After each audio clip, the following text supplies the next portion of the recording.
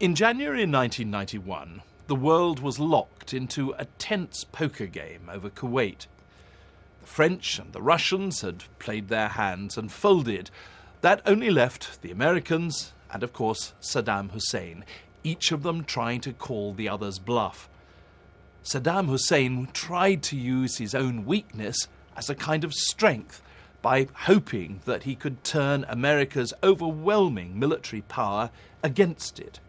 He told Yasser Arafat that there'd only be 2 major airstrikes against Iraq, and then the world would be so horrified by the results that they'd force the Americans to stop. It's interesting that a man who carried out so many appalling things himself should be aware of the force of moral disgust. As the coalition attack came closer, so those of us who had decided to stay came under heavy pressure from our organisations and our governments to get out of Baghdad for our own safety. Most of our colleagues did just that, but some of us stayed. On the BBC side, a producer, myself and another colleague. As the hours ticked away, we became more and more aware of the dangers of what we were facing, and I remember thinking very much about some of the predictions that had been made, that our brains would be turned to jelly by the explosions, or that all our teeth fillings would come out. It was a difficult time, very, very tense indeed. The Iraqis wanted us to stay for their own reasons. They particularly wanted CNN to remain. They regarded CNN as being the voice of the American people, and it was their way to tell Americans the horrors that they fully expected would happen.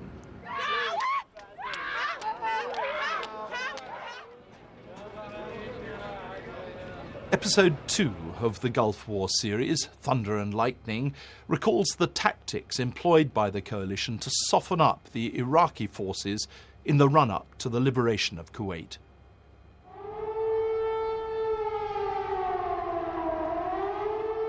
In the final hours before the United Nations deadline to withdraw from Kuwait, Baghdad prepared for war. Saddam Hussein appeared on television to assure the Iraqi people victory would be theirs. Talk of retreat was punished by death. You are the new leader of the Arab world, he was told. Saddam laid out his strategy. The Americans and British, he said, rely too much on technology. They never fight man to man. They can never win the battle.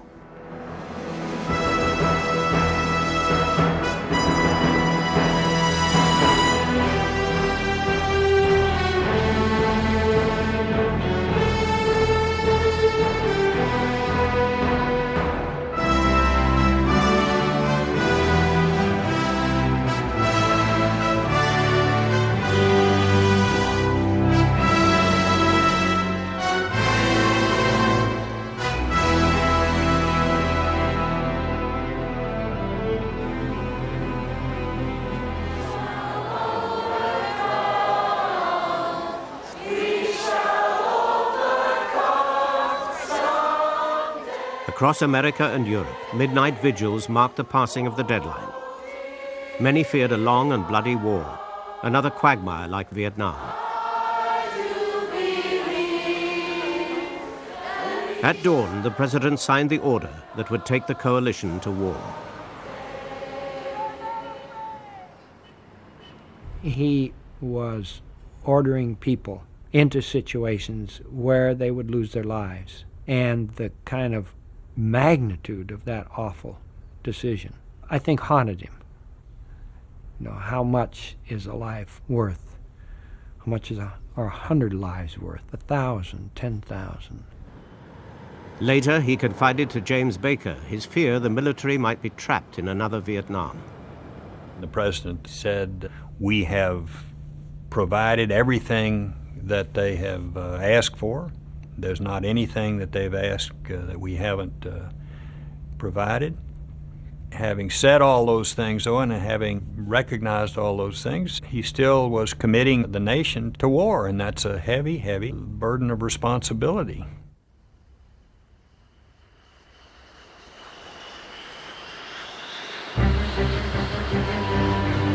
"1,700 coalition aircraft now prepared to attack. They faced modern Iraqi fighters, hundreds of missile batteries, and thousands of anti-aircraft guns. Some Pentagon estimates had suggested 1 in 5 aircraft in the first attack might be shot down. We were filled with uncertainty. Our press had been telling us that our generals couldn't general, that our technology didn't work, and our young people were no good. Now, we didn't believe it, but we worried about it because it was sort of imbued in our whole national psyche. Vietnam was a ghost we carried with us. The American air planners hoped the attacks would be precise and powerful enough to bring Iraq to its knees. To begin with, the army occupying Kuwait would hardly be touched. Instead, strategic targets all over Iraq would be obliterated. Before the planes could attack, a unit known as Task Force Normandy had a critical role. Its Apache helicopter crews had been training for months. Their mission, to destroy at all costs 2 radar sites that could give Baghdad early warning of what was to come.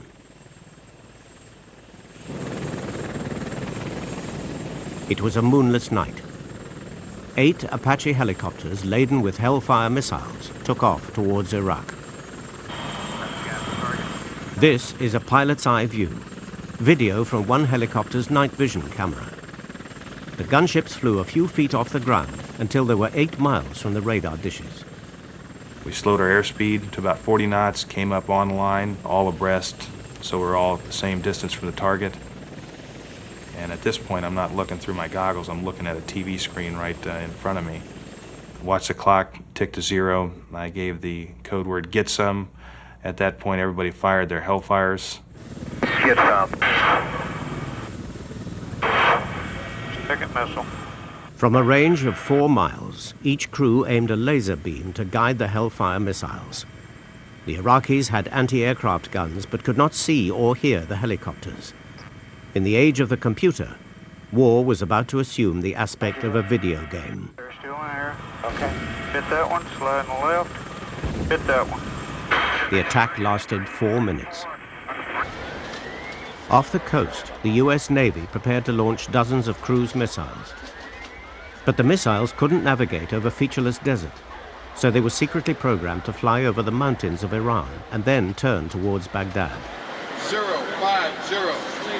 Attack 48 east. The Iranians had no idea of any of this. The Navy commander prayed nothing would go wrong. 5, 4, 3, 2, 1, launch.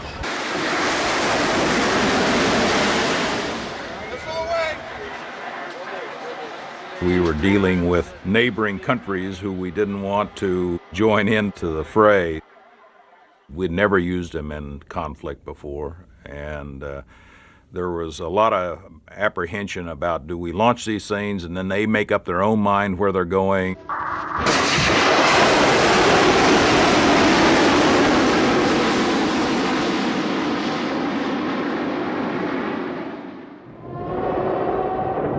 In Baghdad, the guns began to fire. 10 stealth bombers were minutes away. They were designed to be invisible to radar, but as insurance, the US Air Force started to jam Baghdad's radar.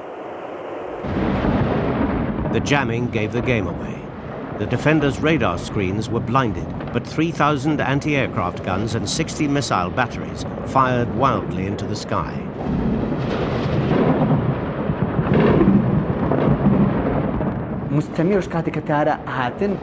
That night, orders came from headquarters to fire back any way we could, even if it meant closing our eyes and firing into the sky. It was so dark and the aircraft were coming so quickly, and we didn't have the capability to aim accurately. That's why they told us, put up a barrage of fire any way you can.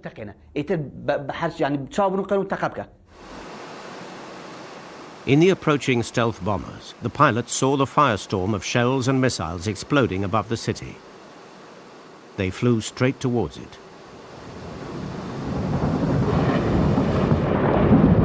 As I'm flying in, the aircraft was actually being buffeted by the AAA exploding. Looking back, it's kind of like an old World War II movie where they sit in the cockpit of their B-29s and bounce around over Dresden. Dolson destroyed Iraq's main telephone exchange. Other pilots destroyed government ministries and a key communication tower. Also targeted Saddam's lakeside palace. What we wanted to do was sever his ability to communicate with his frontline forces. And if that meant killing him, then so be it. Holy cow. That was a large airburst that we saw. It was filling the sky with dust. And I think, John, that airburst took out the telecommunications. CNN journalists gave a running commentary to the outside world. 6 minutes after the stealth bombers left, the cruise missiles arrived. Some destroyed government buildings. Others dropped carbon filament to short the electrical grid system.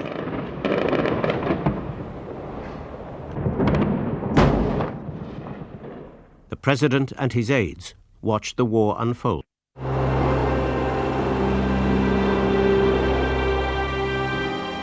With the initial attacks complete, an armada of coalition aircraft headed for targets all over Iraq.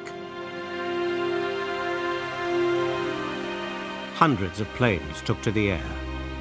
Despite the initial successes, scores were expected not to return.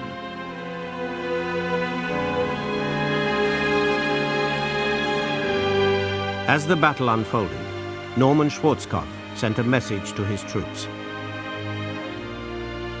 Soldiers, sailors, airmen, and Marines, this morning at 0300, we launched Operation Desert Storm. My confidence in you is total. Our cause is just.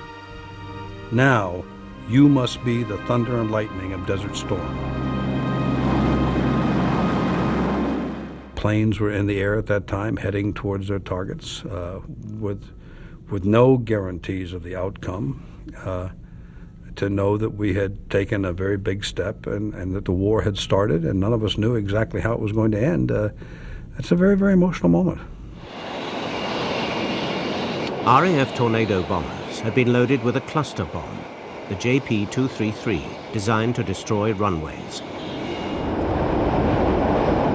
The Tornadoes flew just 4% of the sorties that night, but they were some of the most dangerous missions. To deliver the bombs, the crews flew 50 feet above the Iraqi runways.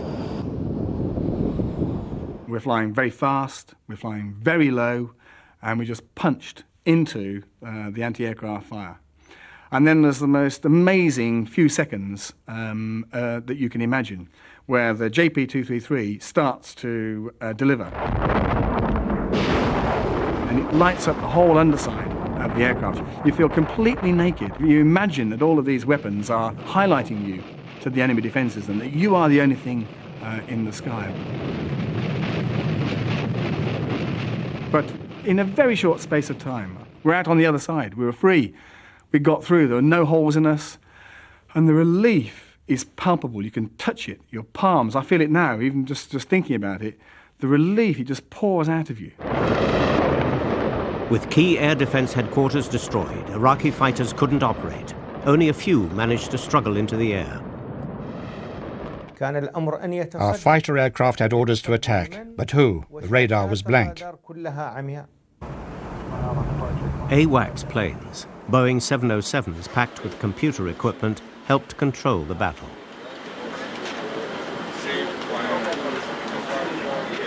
The coalition armada systematically attacked Iraq's war machine, the factories that made chemical and biological weapons, the Scud missile plants.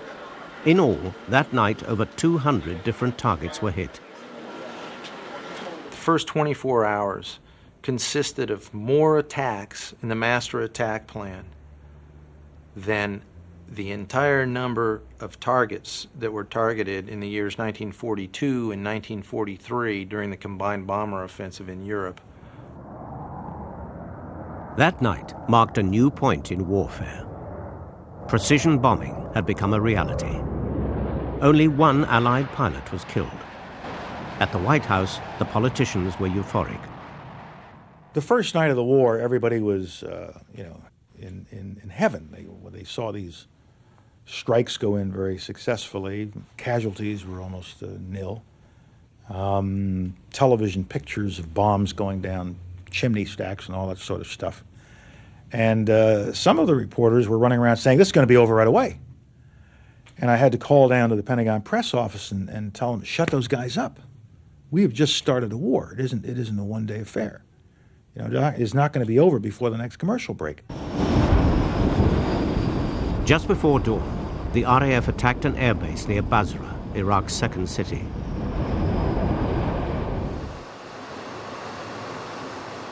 Lacking American technology, for years the RAF had trained to surprise the enemy by flying low and fast. It was not a tactic they'd had the chance to use on a modern battlefield. Out there it was burning blue. I mean, it was probably 8 o'clock in the morning, at 8:30, and it was blue sky and the visibility was 1,000 miles. We were flying at maybe 60 or 70 feet and about 500 or 600 miles an hour, and there's this huge explosion and a flash, and the aircraft was hit by a missile. Where I had blue above my head, suddenly the desert was above my head and it was just tumbling. The aircraft was tumbling and I was pushing the stick, and I couldn't do anything. The last thing we wanted to do at that point was actually eject, because we knew we were very close to whoever actually hit us. I was going, eject, eject, and John said, don't bloody well eject, don't bloody... And I was going, eject. And eventually I just grabbed, we have the swing wing, obviously, in the Tornado, and I threw the lever forward, and the aircraft righted itself. We struggled back into controlled flight, for want of a better expression. John said, we're on fire, and I said, I know we're on fire, And he said, no, look back. And I remember I looked back, and all I saw was a bright orange ball. I couldn't see the back of the aircraft. All it was a ball of fire, and the fire was spreading its way down the spine of the aircraft towards me. And then you say, this aircraft is going no further. And then you go, give me the ejection drills, It's actually half a second between pulling the handle and being thrown clear of the aircraft, and that half a second's like a lifetime. And then it's as if someone, a huge giant, just grabs you by the shoulder. He yanks you up, and I remember my head going forward. And then there's the crack as the canopy opens, and you're left in your parachute. And it's deathly silent, and there we were about to land in the desert in Iraq. And then you realise how big the desert is, and how clear the sky is. We'd gone from these modern-day nights on our high-tech Chargers, flashing around the sky in £20 million worth of technology, and suddenly there we were, two very sad pink bodies in the desert. Then, after about 3 hours, we saw some Iraqis coming towards us. And shots started to ring out, and they were shooting at us. They were trying to kill us. And we were down low, and I can't see it. And I remember John looking at me here as we were down and going, should we go out with a bang? And I don't know why. I just said, no, there's always hope. Saddam Hussein was moving between safe houses in the suburbs. The bombing had been destructive, but hadn't inflicted the civilian deaths Saddam had judged would outrage world opinion. His former intelligence chief says when he briefed Saddam on the situation, his temper flared. I said, I know that Iraq will be destroyed. I'm telling you the truth. Saddam said, these Americans are technicians, not soldiers who fight. They have technology on their side, but that won't help them win. Saddam had already planned where to strike back. That morning, when he met his ministers, he ordered action he believed would shatter the coalition of Western and Arab countries attacking Iraq. mobile launchers hidden in the desert fired Scud missiles at Israel. We had the capability, we did it. When you are attacked by an enemy, you attack your enemies. That's natural. The Scuds were fired indiscriminately at Israel's largest city. Saddam judged the Israelis would retaliate and join the conflict. The Arabs in the coalition would then refuse to fight alongside Israel. The coalition would collapse, and so would the war. Soon more Scuds were on the way. Well, I wasn't told. I heard them. And I rushed out of my home to go to our headquarters in the Defense Ministry, and on the way I heard the Scuds landing in the Tel Aviv area. Israel's nuclear forces now went on full alert. 60 Israeli jets took to the skies. Early warning radar appeared to show Iraqi bombers heading for Israel. The American Defense Secretary picked up the hotline to Tel Aviv. Israeli retaliation seemed inevitable. You can imagine an American president sitting quietly as missiles land on the United States saying, no, we're not going to do anything. I mean, that's an unacceptable political position for any government. The Israeli army reported nerve gas in the debris of one of the missiles. Israelis prepared for the worst. We knew we had a real problem at this point, because if Israel got into the war, this was a real break for Saddam. If he provoked the Israelis into attacking him, then the chances of holding the coalition together really became problematical. I must say that this is the darnest way to conduct an interview. Ultimately, none of the 8 Scuds that landed that night proved to have chemical warheads. The kind of threat we're facing. After some discussion, Baghdad had decided the Israelis might retaliate against a chemical attack with nuclear weapons. Actions that are necessary to remove it. أكيد بأن قسما من الصواريخ سكود كان. Some of the Scud missiles were loaded with chemical warheads, but they weren't used.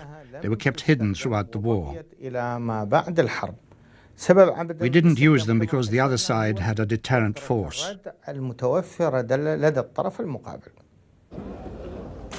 The man who decided what happened next was Israel's Prime Minister, Yitzhak Shamir. He and George Bush disliked each other, but now Bush telephoned him. An angry Shamir told the president if America couldn't stop the Scuds, the Israeli Air Force would. Israel became the president's top priority. We were going to be redoubling our efforts in the darndest search and destroy effort that's ever been undertaken out in that area, and I hope that is very reassuring to the citizens of Israel. But Norman Schwarzkopf believed the Air Force should concentrate on winning the war, not placating the Israelis. He was furious at Washington's interference. He called them pointy-headed politicians who had never fought their way out of a wet paper bag. As I told you before, I think Scuds are militarily insignificant. No one in Israel was ever killed by a Scud missile. They did have some people die as a result of putting their gas masks on wrong, but no one was ever killed as a result of Scud missiles. From my perspective, from the strategic perspective, and the president's perspective, and obviously I was doing this with the president's approval, it was vital to keep the Israelis out of the conflict. And that the way you did that was to make certain that they knew we were doing everything humanly possible. Cheney overruled Schwarzkopf. Aircraft started to crisscross 28,000 square miles of desert, hunting for perhaps 14 mobile Scud launchers. They couldn't find them.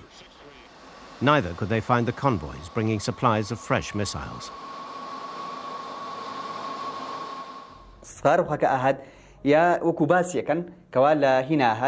They used to transport the Scuds to us in civilian buses. They'd take out all the seats and slide a missile in through the back. Even if the bus was spotted by an enemy plane, the pilot would assume it was just full of passengers. But there was another way to hunt Scuds. SAS columns were fighting deep inside Iraq. Schwarzkopf distrusted special forces. But 5 days before, the SAS commander had persuaded him to make an exception. There had to be people on the ground. The human eye cannot be replaced by technology. We were well armed, we had good strength, we above all had the desert as our friend to retreat and hide into. We were told in very categoric terms that our priorities 1 to 10 were Scud, Scud, and nothing but Scud. For 43 days, the SAS patrolled the Iraqi desert closest to Israel. They called it the Scud Box. This is the only film of an SAS column. It was taken by the gun camera on an American helicopter flying in to take back a prisoner. Within 2 days of the SAS arriving, there were no more launches from the Scud Box. Columns like this caused mayhem, destroying radar sites, microwave towers, and cutting communication cables. And when they saw Scud convoys, they attacked them. On the 4th of February, we had a column that encountered a Scud convoy. They knocked out one missile. The engagement then lasted, I think, something about 4.5 hours. A young officer eventually called in the F-15s to take on the other targets. Aircraft, this is Delta 2-1. Our location, 331203 north, 04102 east. Stand by, we're looking. A gun camera on an American jet recorded the SAS in action. Take a mark point. I got it. Bombs away. The SAS men on the ground are guiding in the aircraft and identifying targets for its laser-guided bombs. Go. 33. Aircraft, 30. You copy that? Bombs away. Smack. The Iraqis responded to attacks like this by moving the launchers far away from the SAS Scud Box. Dodge 37, you got them now. We're going home.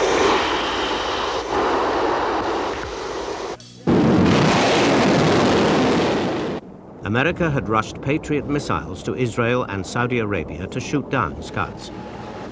In the skies above Tel Aviv and Riyadh, they dueled with the incoming missiles. The Patriots got as close as they could and detonated, filling the air with shrapnel. In Israel, the Patriot became a symbol of resistance, damping down the pressure for Israel to join the war.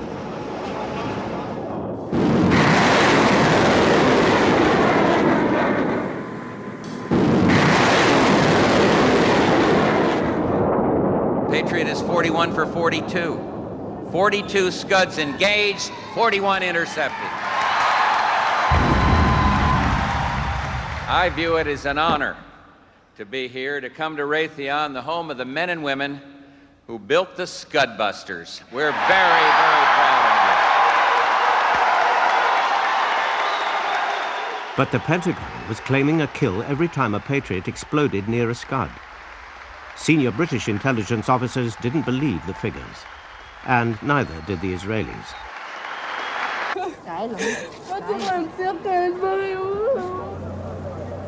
On the ground in Tel Aviv, the Israeli military analyzed the damage every time a Scud fell to earth.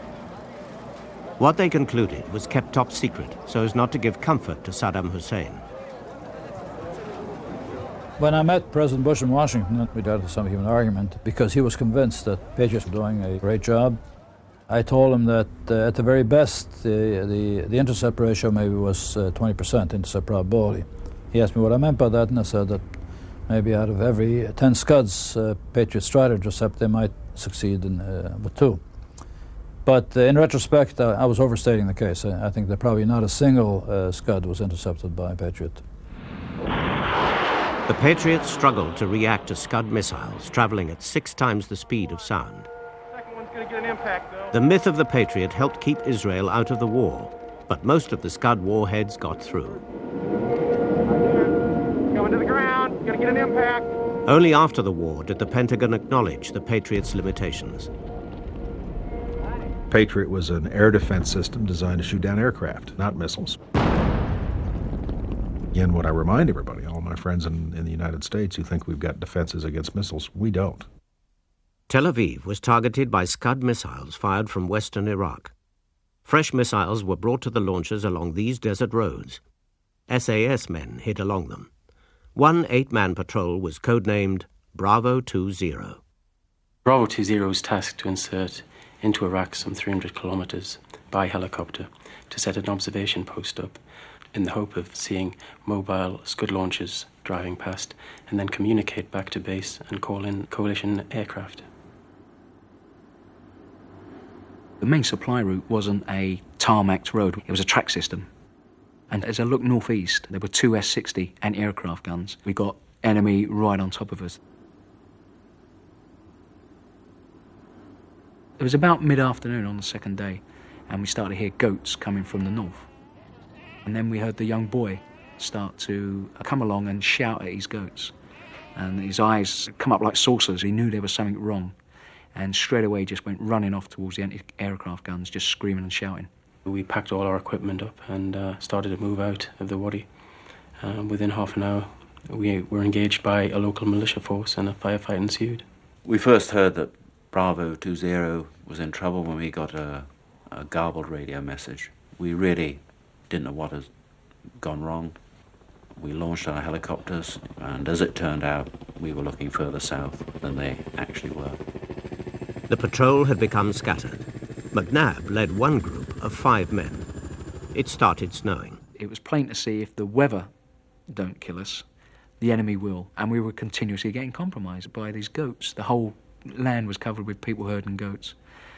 So I made the decision that we're going to hijack a vehicle that night and go for the border.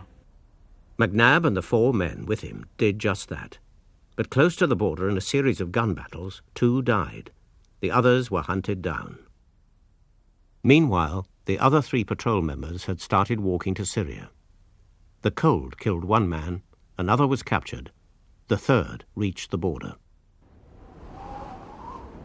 On the last night, when I started to collapse, I knew I was getting very, very close to dying at that point. I knew I had to get water. There was a goat herder's house. I staggered up there. A young guy came out and greeted me. I asked if this was Iraq. He then said Syria. He pointed back and showed me where Iraq was and assured me that I was safe. The bombing of Iraq continued. The RAF was having a difficult war. In these early days, its losses accounted for a quarter of the coalition's total casualties. The crew's life expectancy could be measured in weeks. Whatever reasons may have been given after the war, the reason those aircraft crashed was because they were flying low level, for one reason or another. It may have been they flew into the ground, it may have been they were hit by flak, it may be they were avoiding flak, but they were flying low level. And so one said, well, is this necessary? Is this a sensible thing to do? And the answer was, no, it isn't necessary, and it's not a sensible thing to do, and I don't want to go on doing it.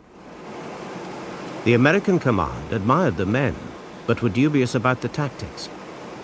They would happily have cancelled missions against airfields the Iraqis were not even attempting to use.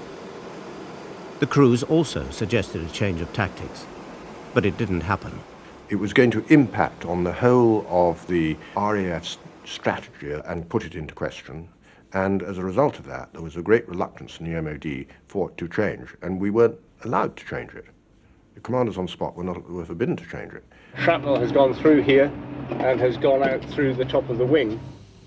Only after another tornado was lost, and with sharp questions being asked by the Americans, did the low-level attacks stop. I think it was quite disgraceful interference by the Ministry of Defence in the tactics, not the policy, not the strategy of the war, the tactics of running that war.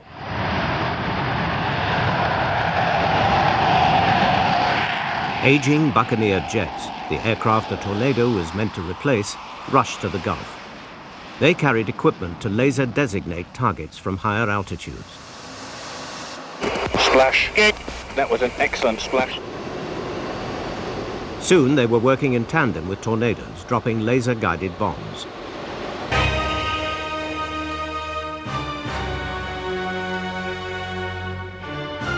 A week into the war, the air planners still believed by bombing Iraq they could deliver a decisive victory.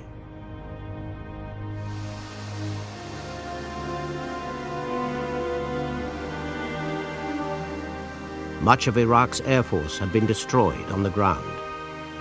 The coalition controlled the skies. It could bomb at will.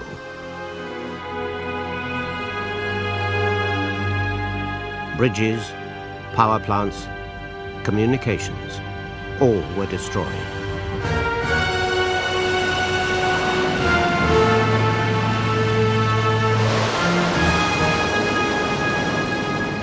But Saddam did not withdraw from Kuwait. He was determined to sit the bombing out. You could sense the angst and anxiety and unease throughout the American body politic. Gosh, it's been going on for a week. Why isn't it over?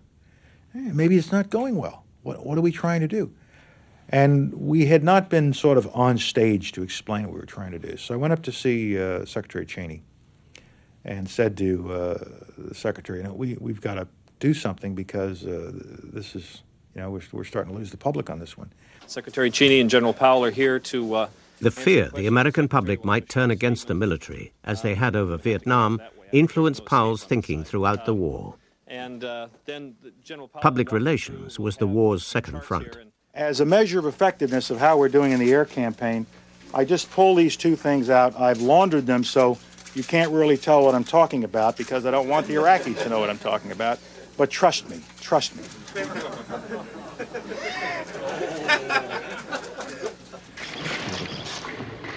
Officially, Saddam was not a target. But the Allies launched 260 missions against sites where they thought he might be hiding. Eventually, spies reported Saddam slept in private houses, changing location every night. You can find out perhaps where he has been. You can find out even where he is. But what you need to know is where he's going to be because you must mount an attack. And so it's almost an impossible task. You might find it strange, but the President of the Republic of Iraq was sometimes driven around the city in an old taxi. It's strange but true that Saddam also used a lorry to move around the city.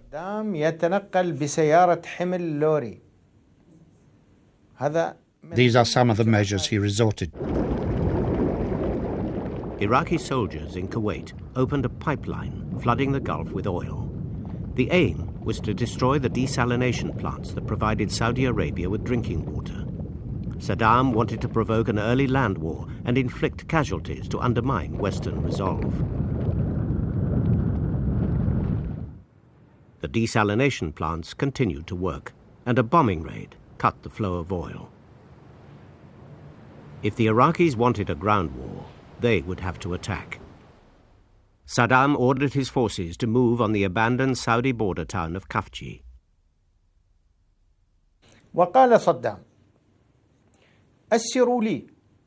Saddam said, capture 4,000 or 5,000 American, British and French troops. We'll use them as human shields.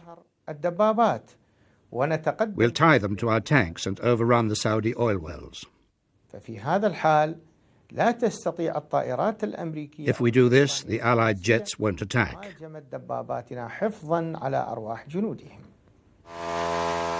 That evening, the U.S. Marines sent an unmanned spy plane on a routine flight over Iraqi positions in southern Kuwait. It beamed back television pictures to a truck at the launch site. What do we have Holy here? Crow. Let's see what they are. Man, this is something. The Iraqi attack on Kafji had begun. The town was undefended. It had been evacuated on the first day of the war after the Iraqis shelled it. In the control vehicle, Marine helicopter pilots awaited orders to attack. But the orders never came.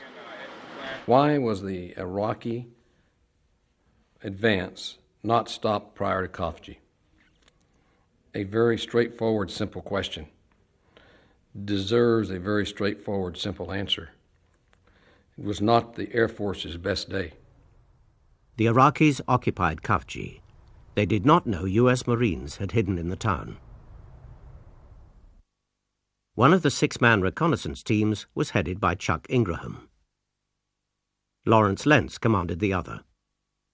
I got the team together and I said, we've been practicing for some of us 5 years to play in the big game, and now here we all of a sudden get a chance. I think we ought to stay. And they agreed. You're the only people there, yourself and another team of your buddies somewhere else in the city. And you know that that's it, the point of no return. Stand by. Arm this missile, I'll shoot it down range. Take that bad boy out. Baghdad announced a great victory. But by dawn the next day, American artillery was in position. The Marines inside Khafji gave precise radio instructions telling the guns where to fire. When I finally got artillery fire, it was the best feeling in the world. Everything we called in was what we call danger close, which simply means that it's so close that the round could actually hit us instead of the enemy.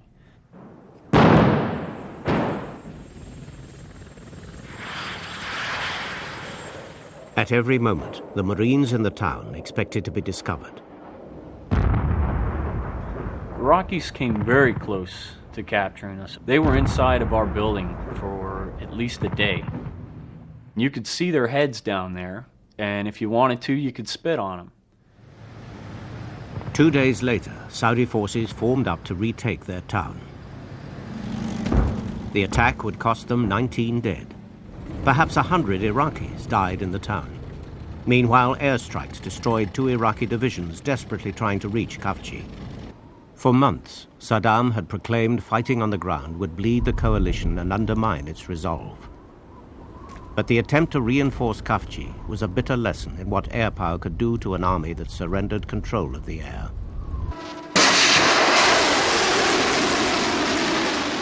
The attacks on Baghdad continued. Stealth bombers by night, cruise missiles by day.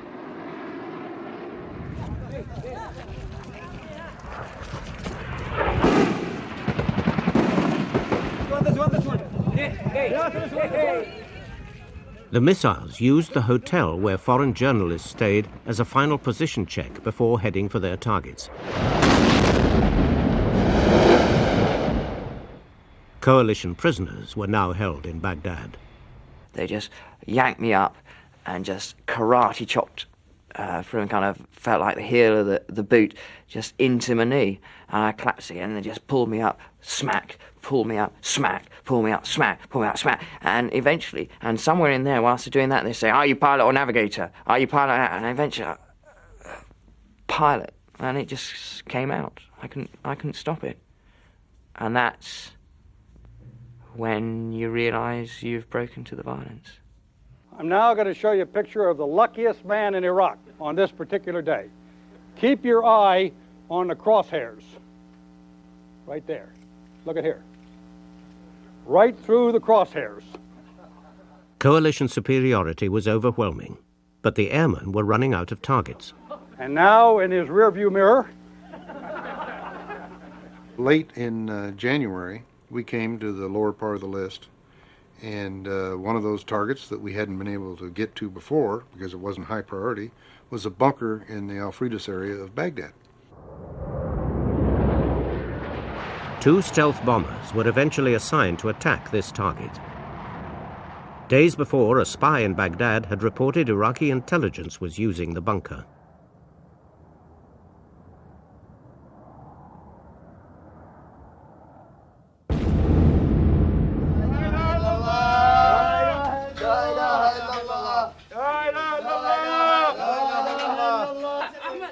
The bunker was a public air raid shelter. I lose my wife and my children. Is that fair? Nobody says something to stop this massacre. We wondered momentarily if, in fact, there was some sort of a propaganda ploy. These people were Kurds that Saddam Hussein had murdered and then put in there, things like that. But it was obvious that, in fact, it was being used as an air raid shelter.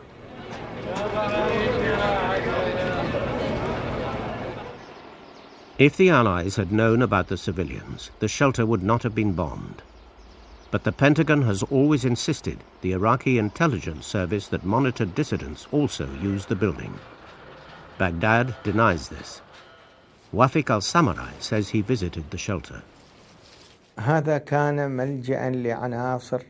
Part of the shelter was used by the intelligence service.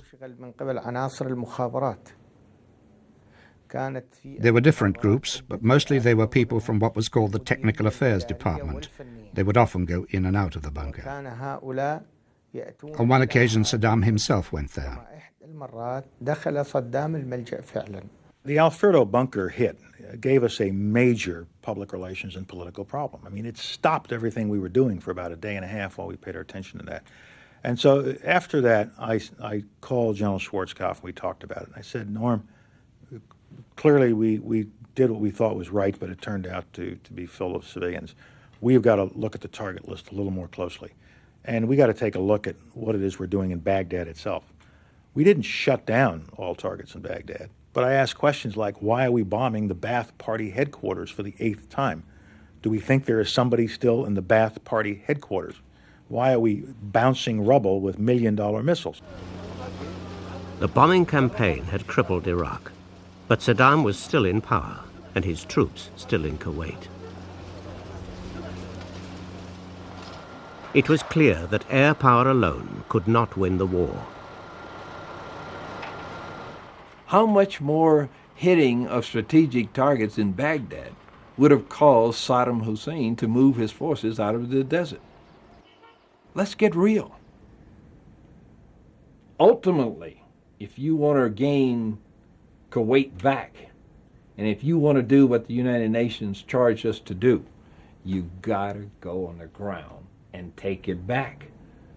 Saddam Hussein was not going to vacate the trenches and the area where he was without someone going in on the ground kicking him out.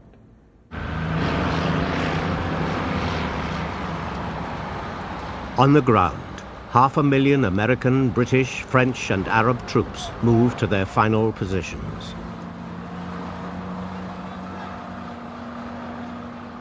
The ground attack to liberate Kuwait would begin in 11 days.